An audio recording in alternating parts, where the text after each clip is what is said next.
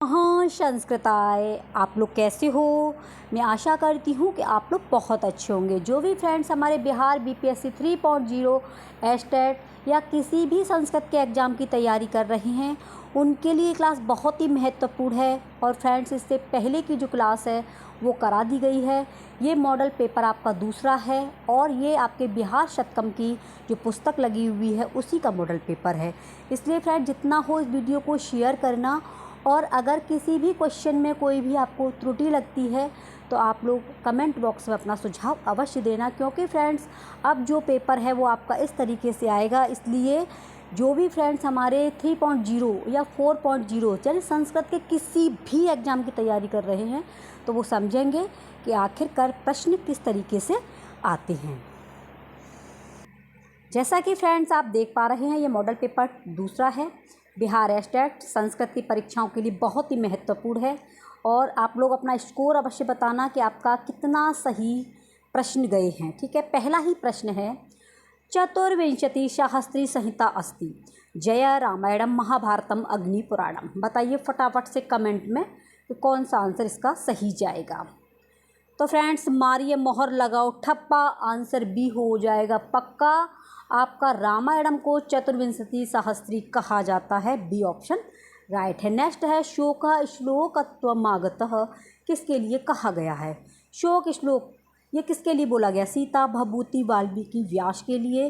तो ये बोला गया भैया व्यास के लिए, यानी कि वाल्मीकि जी के लिए है ना। किसके लिए बोला गया है, सी ऑप्शन राइट है, वाल्मीकि के लिए बोला गया है शी। ठीक है, नेक्स्ट क्वेश्चन है, वाल्मीकि ने किस ग्रंथ की रचना की थी। तो देखिए इन पर ज़्यादा समय गंवाने की आवश्यकता नहीं है, सबको पता है वाल्मीकि जी ने जो ग्रंथ की रचना की थी वो रामायण की थी। किसके की थी, रामायण की, सी ऑप्शन। नेक्स्ट है, ना हम जानामि केयूरे ना हम जानामि कुंडले नुपुरे त्वभि जानामि नित्यं पादाभिवंदनात्। अयम श्लोक, यह श्लोक कहाँ से लिया गया है, रघुवंश से, महाभारत से, रामायण से या उत्तर रामचरितम से। तो ये लिया गया है आपका रामायण से। कहाँ से लिया गया है, रामायण से लिया गया है, शी ऑप्शन बिल्कुल सही है। नेक्स्ट है, महाभारत कैसा ग्रंथ है। तो महाभारत आपको बताना है कैसा है, ऐतिहासिक है, सामाजिक है, धार्मिक है या नैतिक है।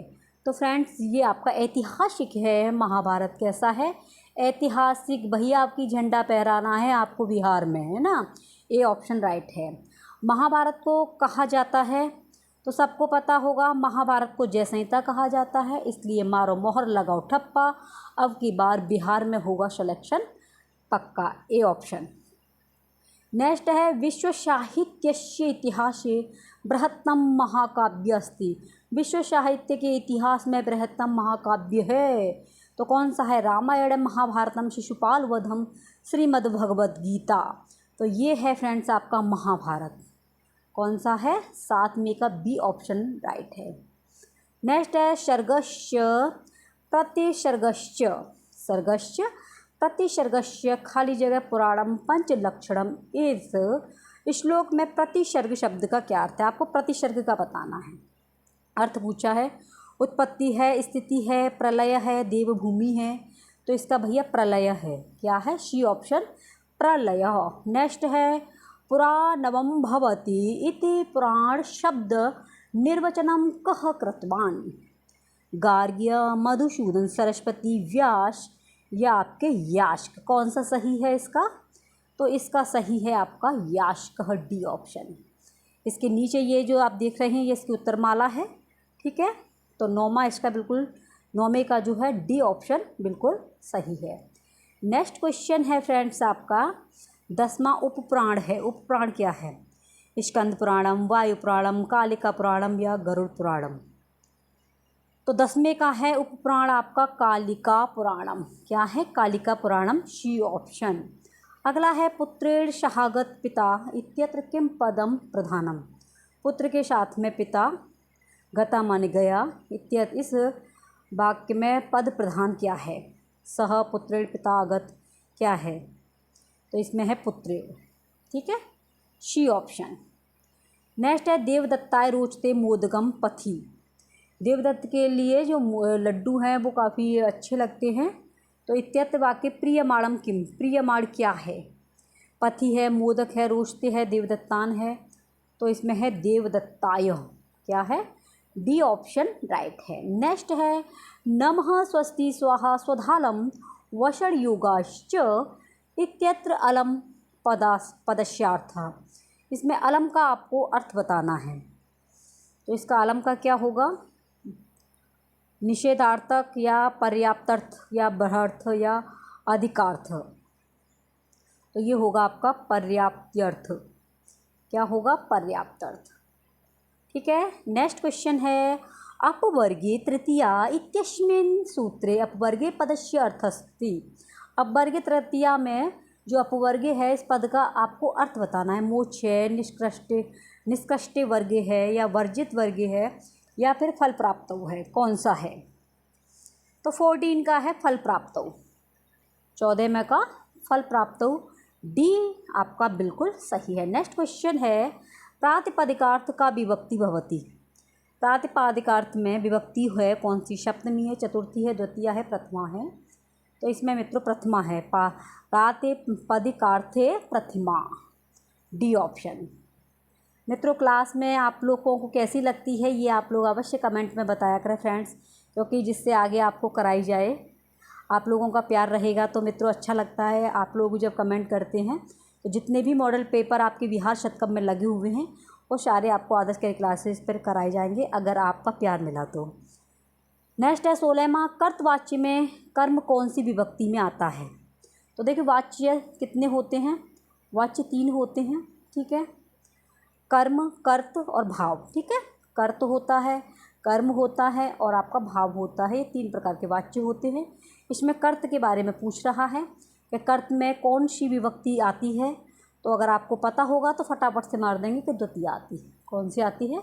द्वितीया आती है। 16 में का बी बिल्कुल सही है। नेक्स्ट है रामः अश्वम ग्रामम नयति, इसका कर्मवाच्य होगा।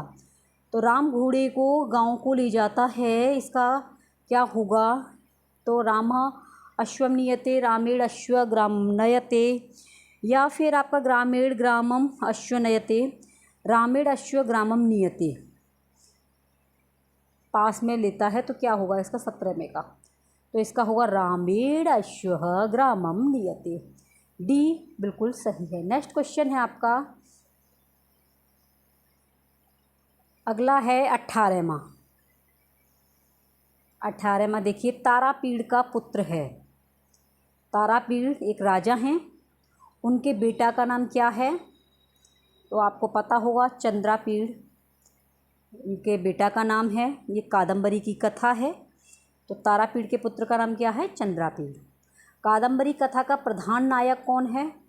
तो प्रधान नायक की बात की जाए तो चंद्रापीड़ ही इसके नायक हैं। नायक कितने होते हैं आपके?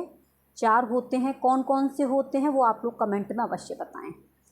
बाणभट्ट की कादम्बरी क्या है? कथा है, आख्यायिका है, मुक्तक है, महाकाव्य है।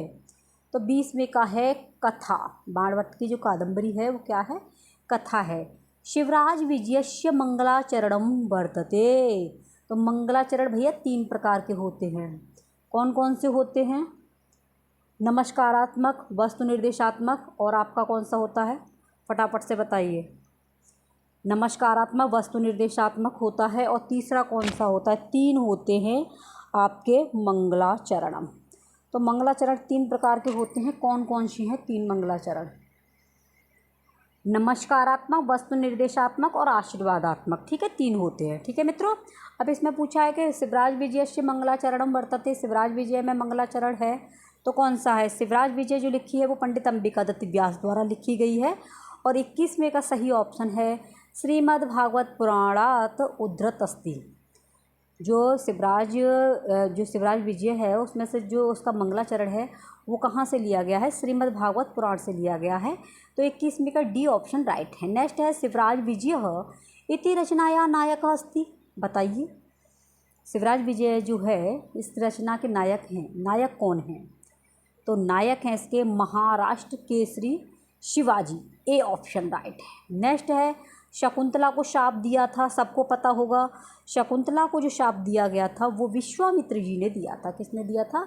विश्वामित्र ने दिया था। इसलिए इसका सी ऑप्शन बिल्कुल सही है। 23 मई का जो है, सॉरी, इसका शकुंतला को जो शाप दिया था, शकुंतला को जो शाप दिया था वो दुर्वासा ने दिया था। नेक्स्ट क्वेश्चन है आपका 23वां कि शकुंतला को शाप दिया था। तो शकुंतला को शाप दिया था आपका दुर्वासा ऋषि ने। डी। नेक्स्ट है अभिज्ञान शाकुंतलम में विदूषक है। तो अभिज्ञान शाकुंतलम में एक नाटक है जो कालिदास द्वारा लिखा गया है। इसमें विदूषक पूछा गया है, तो विदूषक है इसके माधव्य। कौन है? माधव्य है। सी ऑप्शन बिल्कुल सही है। नेक्स्ट है अभिज्ञान शाकुंतलम का उपजीव्य ग्रंथ है। तो जो उपजीव्य ग्रंथ जो है ये महाभारत से है। किससे है? 25 मई का मित्रों। सी ऑप्शन सही है। नेक्स्ट क्वेश्चन है अनुसुईया किसकी सखी है? तो सबको पता होगा, फटाफट से आंसर दे देंगे कि शकुंतला की सखी है। अनुसुईया शकुंतला की सखी है। तो दूसरी कौन सी है उसका नाम बताइए। 2 सखियाँ थी ना, अनुसुईया इसकी शकुंतला की, एक अनुसुईया हो गई, दूसरी का नाम क्या है? 26 मई का। सी ऑप्शन सही है। नेक्स्ट है अभिज्ञान शाकुंतलम में अभिज्ञान शब्द से संकेतित संबंध है। तो संबंधित क्या है? अभिज्ञान का मतलब होता है अंगूठी, जो राजा दुष्यंत ने शकुंतला को पहनाई थी। सी ऑप्शन बिल्कुल सही है। नेक्स्ट क्वेश्चन है फ्रेंड्स आपका 28वां। अभिज्ञान शाकुंतलम के चतुर्थ अंक में कुल कितने श्लोक हैं? जो चतुर्थ अंक है उसमें श्लोकों की संख्या पूछी है, बताइए। तो इसमें है 22। बी। अगला है स्वप्नवासवदत्तम किस प्रकार का रूपक है? प्रकरण है, समवकार है, डिम है या नाटक है? तो 29 मई का फ्रेंड्स आपका बिल्कुल सही आंसर जाता है। स्वप्नवासवदत्तम एक नाटक है। 29 मई का डी ऑप्शन सही है। वासवदत्ता किस देश की राजकन्या थी? तो किस देश की राजकन्या थी? ये अवंती देश की राजकन्या थी। कहाँ की थी? अवंती देश की। A option. स्वप्नवासवदत्तम का नायक किस कोटि का है? नायक की बात चल रही है तो स्वप्नवासवदत्तम जो नायक है वो धीर ललित है। कैसा भैया? धीर ललित नाटक है, नायक है आपके स्वप्नवासवदत्तम में। होता देव कौन है? होता 32 में का होता। होता कि सबको पता होगा, अग्नि। नहीं पता है तो स्क्रीनशॉट मारिए, फटाफट से नोट्स में लिखला दिए। डी होता। ऋग्वेदस्य प्रथम मंडलस्य प्रथम सूक्ते कः स्तूयते। ऋग्वेद के प्रथम मंडल के प्रथम सूक्त में क्या है ये पूछा है। अग्नि है, यम है, विष्णु है, वरुण है। तो 33 में का आपका ए ऑप्शन सही है। अग्नि है ऋग्वेद में प्रथम मंडल में। ए ऑप्शन सही है। नेक्स्ट क्वेश्चन है दीर्घतमा कस्य सूक्तस्य ऋषि विद्यते। दीर्घतमा, तो दीर्घतमा ये आपके विष्णु सूक्तस्य हैं। कौन सा है? विष्णु सूक्तस्य। 34 में का आपका ए ऑप्शन। नेक्स्ट है 35वां। कठोपनिषद में कितने अध्याय हैं? बताइए भैया। 2 हैं, 3 हैं, 4 हैं, 6 हैं? तो कठोपनिषद में 2 अध्याय हैं। ए इंद्रियेभ्यः पराहार्थ्य अर्थेभ्यश्च परम मनः इत्यंशो वर्तते। 36 में का बताइए। तो ये जो है आपका 36 में का सी अगर आप लगा रहे हैं, सी सोचा है तो बिल्कुल सही है। C option Kathopanishad. ठीक है, 36 में का क्या है? सी। अगला क्वेश्चन है आपका 37वां। क्रधातो आत्मनेपद लंगलकारस्य उत्तम पुरुषेश कई वचनये। यानी कि आपके लंग लकार के उत्तम पुरुष में देखो पुरुष 3 होते हैं, वचन 3 होते हैं। प्रथम, मध्यम, उत्तम, एक वचन, द्विवचन और बहुवचन। लंग मतलब होता है भूतकाल, ये भूतकाल की बात कर रहा है। तो भूतकाल में आपको वचन बताना है। 37 में का, तो 37 में का इसमें अकुर्वत आएगा, अकुरुत आएगा, कुर्वी आएगा या अकुर्वी आएगा। तो 37 में का आएगा अकुर्वी। डी। नेक्स्ट है दा धातु लटी प्रथम पुरुष द्विवचने रूपम भवति। तो प्रथम पुरुष द्विवचन में रूप कौन सा होगा? दा धातु का लटी में। तो लटी में होगा दत्तः। क्या होगा? दत्तः। D option. दा धातोः लोट लकारे मध्यम पुरुष बहुवचन म अस्ति। लोट लकार के मध्यम पुरुष में बहुवचन कौन सा है? दत्त है, दत्तः है, या ददंतु है, या दधात है, बताइए। तो 39 में होगा दत्तः। क्या होगा? दत्तः, ए ऑप्शन। नेक्स्ट है भू धातु लोट लकार उत्तम पुरुष एक वचन में हो जाता है। भवामी, भवानी, भविष्यामी, भवन्तु। तो ये होगा आपका भवानी। क्या होगा? उत्तम पुरुष एक वचन की बात कर रहे हैं, भवानी होगा। मारो मोहर लगाओ ठप्पा, बिहार में हो जाएगा सिलेक्शन पक्का, इसलिए बी ऑप्शन राइट आपका। अगला है अक्रोह रूप है, अक्रोह रूप बताना है। तो अक्रोह रूप कौन सा है आपका? ये है आपका क्र धातु लंग लकार प्रथम पुरुष एक वचन का है अक्रोह। बी वेदाः सन्ति, वेद हैं, 3 हैं, 4 हैं, 5 हैं, 6 हैं। तो सबको पता होगा वेदों की संख्या 4 है। कौन कौन सी है? फटाफट से कमेंट में बता दीजिए। तो देखिए मित्र, जो चीज़ आप एक बार लिख लेते हो ना, वो फिर कभी आप भूलते नहीं हैं, इसलिए कमेंट में अवश्य लिखा करें, जिससे क्या है तुम्हें याद आया करेगा, हाँ हमने ये पढ़ा था, ये लिखा भी था, और एग्ज़ाम के टाइम पे यही चीज़ें याद आती हैं। इसलिए आप लोगों से पूछा गया है कि वेदों की संख्या कितनी है? 4, आपने बी बता दिया है। तो 4 कौन कौन से हैं वो आप लोग अवश्य कमेंट में लिखें।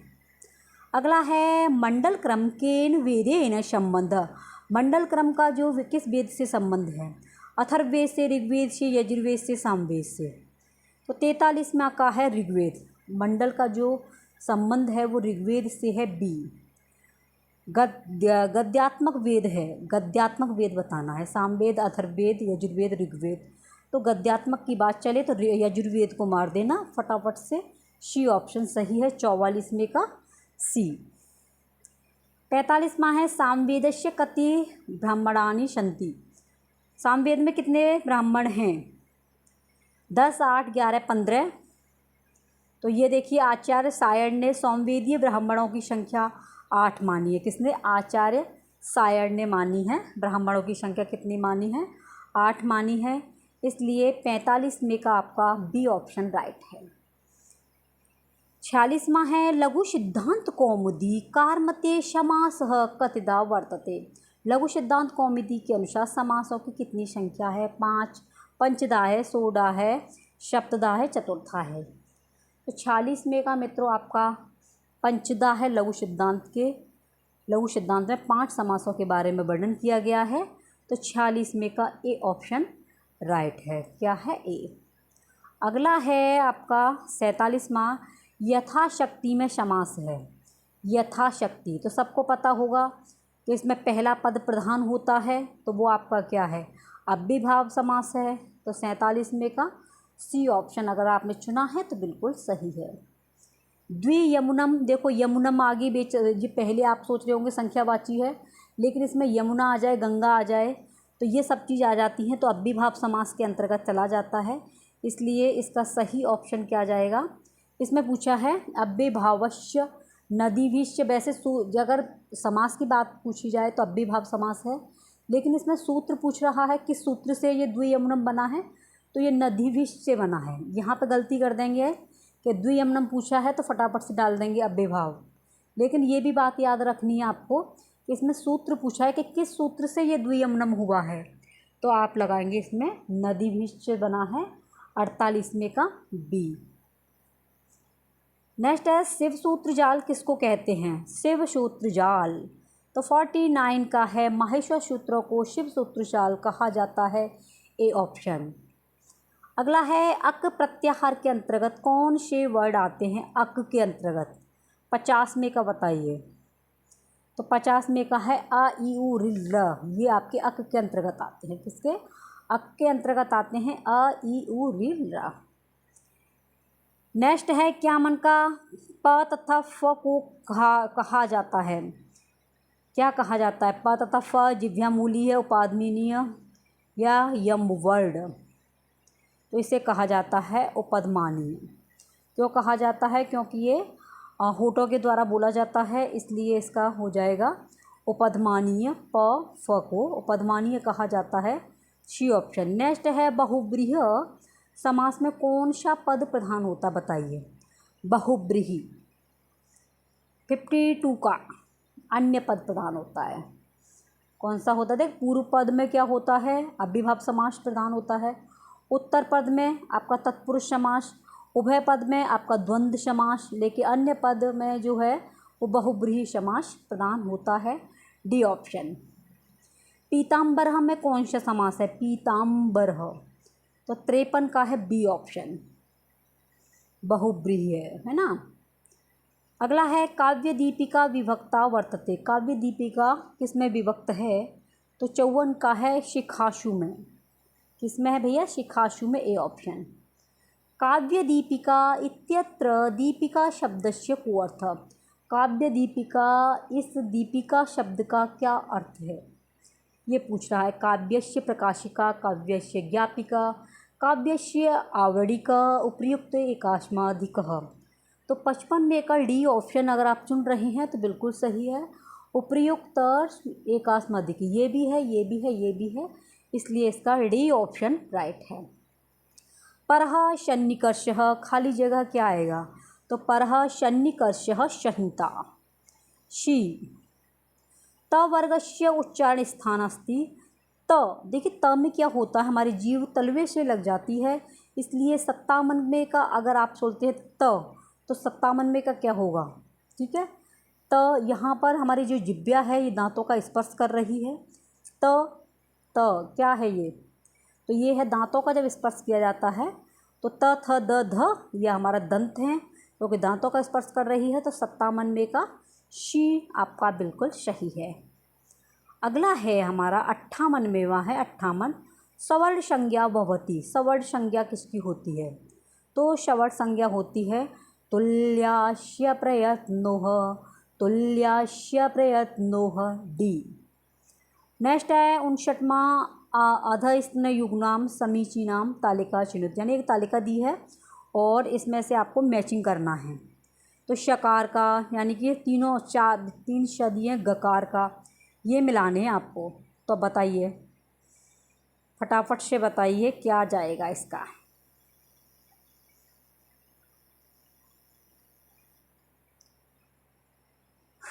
बताओ जल्दी। देखिए इसमें मिलाते हैं, जैसे हमने मिलाया, इसका शकार का पहले मिलाएंगे, ठीक है।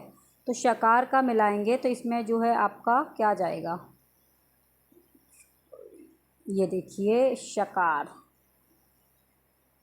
जैसे हमने शकार को मिलाया, श, ये किससे मिला? हमारा तालव्य से मिला, ठीक है। और इसके बाद में ख, ख को मिलाएंगे सकार, ये सकार किससे मिला? हमारा दंतस्य से। और ये वाला ग शकार किससे मिल रहा है? तो ग मिलेगा हमारा मूर्धन्य से। और गकार ये आपका कंठ से हो जाएगा, क्योंकि क ख ग घ है ना, इसमें आ जाएंगे।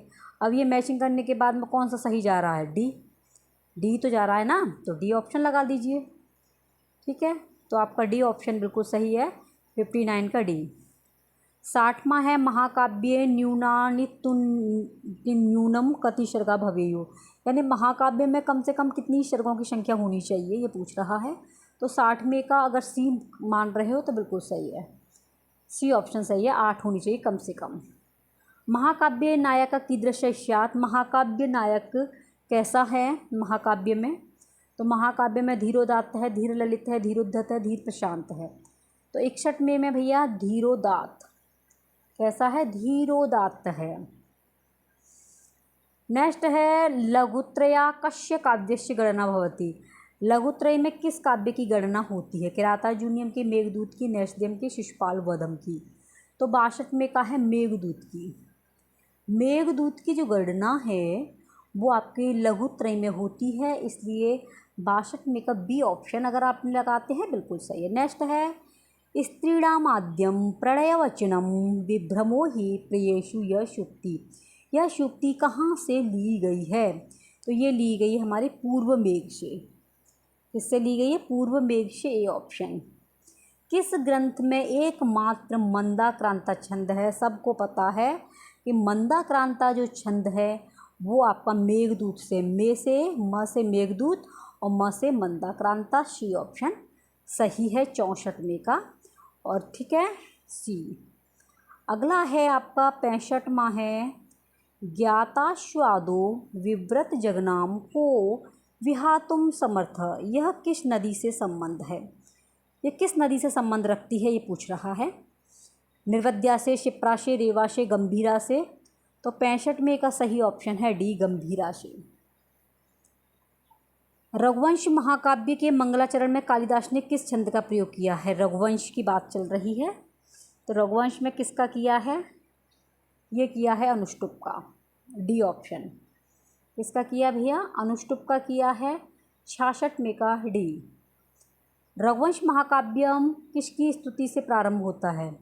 कि रघुवंश महाकाव्य जब प्रारंभ किया गया था तो किसकी स्तुति की गई थी, ये पूछ रहे हैं। गणेश लक्ष्मी की, शिव पार्वती की, विष्णु लक्ष्मी की या सरस्वती की? तो 67 में का है बी, शिव पार्वती की गई है भैया, ठीक है, बी ऑप्शन। नेक्स्ट है प्रजानामेव भूत्यर्थे शताभ्यो बलिम गृहीत सहस्त्रगुणम इष्टुमादत्ते ही रशः रवि, यह किस ग्रंथ में मिलता है? तो ये आपको बताना है, ये जो दिया गया है इसमें कौन सा ग्रंथ है? काव्यज्ञान, शाकुंतलम, मेघदूतम, रघुवंश या कुमार संभवम। तो 68 में का सी ऑप्शन सही है, रघुवंश महाकाव्य से लिया गया है कालिदास द्वारा। अर्थ गौरव के लिए प्रसिद्ध है, सबको पता होगा, बता दीजिए फटाफट से कमेंट में, लिखो जल्दी। भारवी कौन है? भारवी। मारो मोहर लगाओ ठप्पा, बिहार में होगा सिलेक्शन पक्का, इसलिए आंसर सी पक्का। किरातार्जुनीयम के प्रथम सर्ग में कुल कितने श्लोक हैं? प्रथम सर्ग में कितने श्लोक हैं? तो इसमें है आपके 46। कितने हैं? किरातार्जुनीयम में 46 श्लोक हैं, यानी 70 में का आपका ए ऑप्शन राइट है। नेक्स्ट क्वेश्चन है हितम मनोहारी च दुर्लभम बचः, यह शुक्ति कहाँ से ली गई है? तो देखिए, जो हितकर आपका चारा हो, जो आपसे मीठी मीठी बात कर रहे हैं, तो सोच लेना कि वो आपका अनर्थ करना चाह रहे हैं, क्योंकि हितकारी और मनोहारी जो वचन होते हैं वो दुर्लभ होते हैं। तो यह सूक्ति कहाँ से है? किरातार्जुनीयम के प्रथम सर्ग से, शिशुपाल वधम से, रघुवंश महाकाव्यम से या नैषधीय चरितम से? तो सबको पता होगा ये किरातार्जुनीयम के प्रथम सर्ग से ली गई है, ए ऑप्शन। राम शब्द षष्ठी एक वचन है, तो ये राम शब्द क्या है? रामस्य। षष्ठी पूछा है ना एक वचन का, तो ये षष्ठी हो जाएगा रामस्य, है ना, बी ऑप्शन। अगला क्वेश्चन है 73वां है, गो शब्द का षष्ठी बहुवचन का रूप होगा, गो का। 73 का सी, गवाम, क्या होगा? गवाम, सी। पितृन रूप है, पितृन, री देखिए डबल चढ़ी हुई है। 74 का पितृन जो है ये आपका द्वितीय बहुवचन है। कौन सा है? द्वितीय, ये ध्यान रखना है, यहाँ मित्र हमारे गलती कर देते हैं। तो ये द्वितीय बहुवचन में पितृन डबल री वाला बनेगा, तो 74 का बी ऑप्शन राइट है। वारी शब्दस्य सप्तमी एक वचने रूपम भवति, वारी शब्द का सप्तमी एक वचन रूप बताना है, तो 75 में का आपका हो जाएगा सी, वारेण। क्या होगा? वारेणे, शी। 76वां है काव्य दीपिकाकारः काव्यस्य कति प्रयोजनानि स्वीकृतवान्, काव्य दीपिकाकार काव्य के कितने प्रयोजन स्वीकार करते हैं? तो 76 में का षट कितने करते हैं? 6 भैया। काव्य दीपिकायां रीति विवेचनम कस्यां शिखायां वर्तते, काव्य दीपिका में रीति वचन किस शिखा में है? सप्तम में, अष्टम में, षष्ठ शिखा में या उपर्युक्त में, या उपर्युक्त समाधिकम? तो 77 का है मित्रों आपका ए, सप्तम शिखा का है ये काव्य दीपिका, ए ऑप्शन। उपमा अलंकार का प्रयोग कहाँ हुआ है? उपमा अलंकार का तो 78 का हुआ है, मुखम चंद्रैव, मुख हो चंद्रमा के समान जिसका, कहते हैं ना बटुआ का सा मुँह है इसका, चंद्रमा के समान मुँह है, तो यहाँ उपमा की जा रही है मुख की, काहे से? चंद्रमा से, इसलिए बी ऑप्शन राइट है। अगला क्वेश्चन है आपका उपमेयस्य शमेन संभावनम उत्कटकोटि शंकशय व कस्मिन् अलंकारे भवति, यानी उपमेय के समान संभावना को इसी में की जा रही हो, वो आपका अलंकार कौन सा होता है? तो वो होता है आपका उत्प्रेक्ष अलंकार, संभावना जताई जाए, वो आपका डी ऑप्शन सही है, 79 का डी। अगला है उपमेयोपमानयो बिंब प्रतिबिंब भाव कस्मिन् अलंकार प्रस्यूयते। तो ये बताना है 80 में का कौन सा है बिंब प्रतिबिंब का भाव जिसके अंदर आ जाए। तो 80 में का है डी। दृष्टांत जो अलंकार होता है उसमें बिंब प्रतिबिंब भाव होता है, इसलिए उपमेय और उपमान में बिंब और प्रतिबिंब का जो भाव हो वो आपका दृष्टांत अलंकार होता है, इसलिए D option is the right. Next है कारण के बिना कार्य के होने का वर्णन होने पर कौन सा अलंकार होता है। असंगत, विभावना, विशेषोक्ति, व्यतिरेक, बताइए। तो ये होता है विभावना। कौन सा है विभावना, आपका डी ऑप्शन सही है 81 का। नेक्स्ट क्वेश्चन है अधोलिखितेषु नगढ़ कः। आपको नीचे लिखे में से नगढ़ बताना है, नगढ़ कौन सा है। तो नगढ़ है आपका ये वाला, पाई वाला, ए ऑप्शन सही है। ठीक है, 82 का ए। अगला क्वेश्चन है आपका 83वां है तौ जगौ गह लक्षणम अस्ति। तौ जगौ लक्षण किसका है। शार्दुल, विक्रीड छंदस्य का, वंशस्थ का, इंद्रवज्रा का, मालिनी छंद का। तो 83 में का है भैया शी, इंद्रवज्रा छंदस्य शी। अगला है मालिनी वृत्तस्य लक्षणम किम। मालिनी व्रत का लक्षण क्या है। तो 84 में का है डी नन्मययुतेयम मालिनी भोगिलोकैः। डी ऑप्शन सही है। 85 में है जतौ तु वंशस्थ मुदीरितम जरौ। यह लक्षण है। तो ये किसका लक्षण है, इंद्रवज्रा का, उपेंद्रवज्रा का, वंशस्थ का या मालिनी का। तो 85 में का फ्रेंड्स सी सही है, वंशस्थ का। ये किसका है, वंशस्थ का है, सी ऑप्शन। अधोलिखितेषु पद्यांश पठित्वा प्रश्नानां विकल्प उचित उत्तरम चित्वा लिखत। यानी कि एक पद्यांश दिया गया है, 86 से 95 तक के उत्तर आपको इसी में से देखने हैं।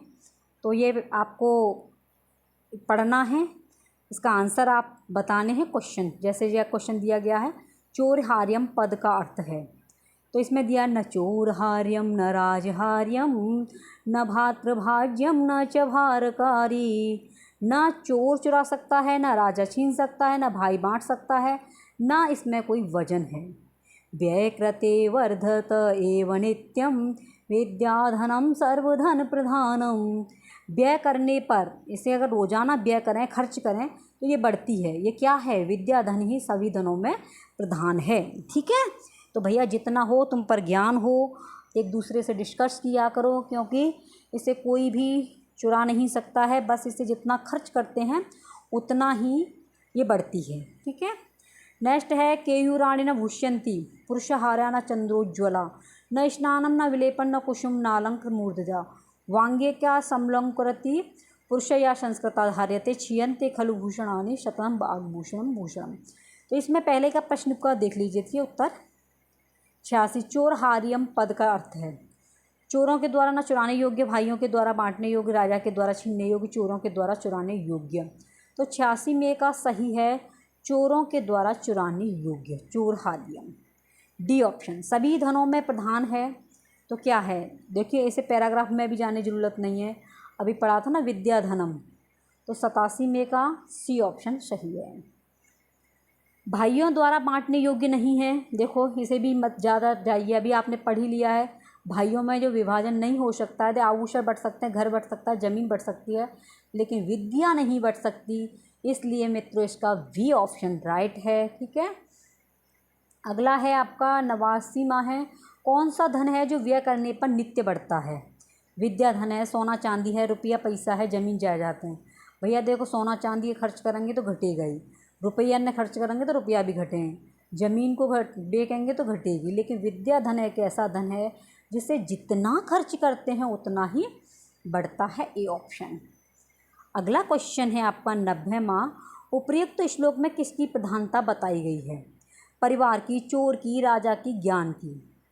तो 90 में का है ज्ञान की प्रधानता बताई गई है, क्योंकि ज्ञान के द्वारा ही हम सभी के दिल को जीत सकते हैं, है ना, ज्ञान, इसलिए डी ऑप्शन। नेक्स्ट है क्षीयन्ते खलु भूषणानि शतनम अभागभूषणम भूषणम पद्यस्मिन् प्रयुक्त छंदस्य नाम लिखतः।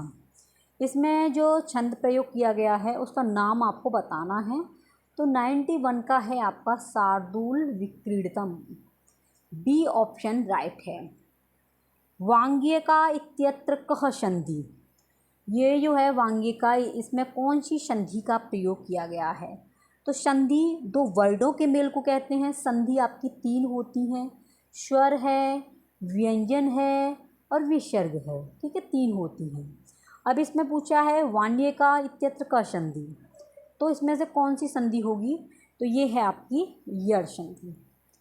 और यड़ संधि का सूत्र क्या है? इको यड़चि। क्या है? इको यड़चि। गुण संधि का आद्गुण, वृद्धि संधि का वृद्धिरेचि।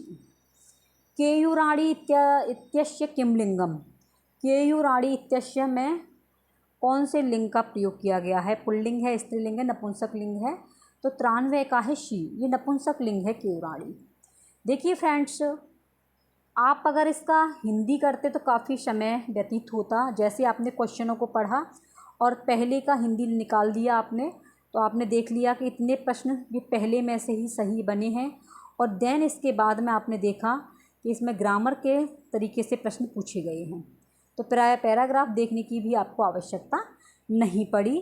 तो इसलिए आप लोग समय की बर्बादी न करते हुए ये समझिए कि हमें प्रश्नों को कैसे हल करना है जिससे हमारे समय की बचत हो। नेक्स्ट क्वेश्चन है, केयूराणि बता दिया मैंने आपको, शी है। नेक्स्ट है भूष्यन्ति इत्यत्र कः लकार प्रयुक्तः, भूष्यन्ति, तो 94 का सही ऑप्शन है लट लकार। हाँ, कौन सा है? लट लकार है भैया, सी ऑप्शन। नेक्स्ट है 95वां, स्नानम इत्यत्र कः प्रत्यय, स्नानम में कौन सी प्रत्यय है? तो ये है आपकी ल्यूट। कौन सी है? Lute, B. अब ये गद्यांश दिया गया है, आपके में गद्यांश भी आएगा, पद्यांश भी आएगा, जितने भी फ्रेंड्स हमारे बीपीएससी की तैयारी कर रहे हैं, ठीक है। तो ये आपका 96 से 100 क्वेश्चन इसी में से देने हैं। तो इसमें पहला ये दिया गया है कि इसमें पैसे पढ़ो और इसके आंसर दीजिए।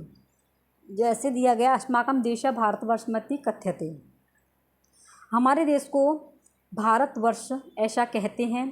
प्राचीन कालत्य अस्य देशस्य प्राकृतिक समृद्धि साहित्यम योगदानम सांस्कृतिक वैभवम च आश्चर्यचक्राणि बभूव, प्राचीन काल से ही इस देश की प्राकृतिक समृद्धि, साहित्य योगदान, सांस्कृतिक वैभव को देखकर आश्चर्यचकित हो जाते हैं।